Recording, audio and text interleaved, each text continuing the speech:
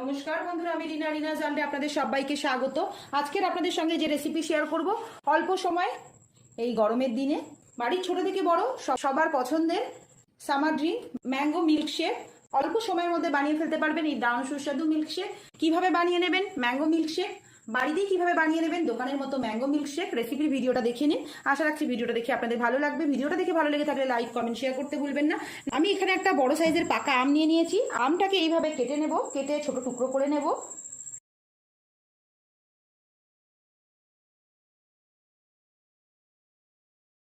এবার একটা গ্রাইন্ডিং জারে আমি আমের পাল্পটা নিয়ে নেব।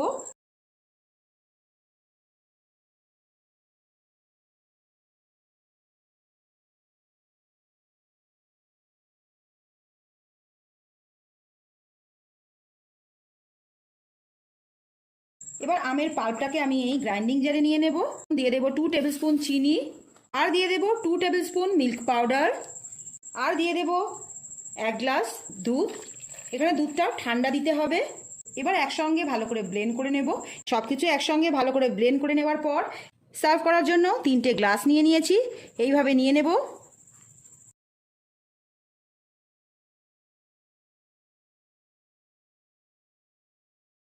ম্যাঙ্গো মিল্কশেক গ্লাসে সার্ভ করার পর 1 স্কুপ করে দিয়ে দেব ভ্যানিলা আইসক্রিম এইভাবে ওপর থেকে।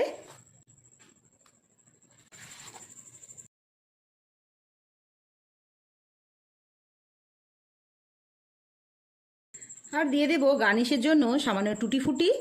আমার কাছে রেড আর গ্রিন টুটি ফুটি আছে, সেইগুলো দিয়ে দেব।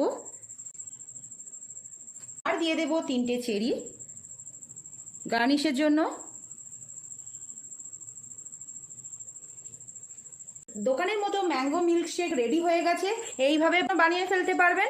বাড়ি ছোটরা তো খুশি হবেই, তার সঙ্গে বাড়ির সবাই পছন্দ করবে। দারুণ সুস্বাদু ম্যাঙ্গো মিল্কশেক এইভাবে সার্ভ করুন, ছোট থেকে বড় সবাই পছন্দ করবে।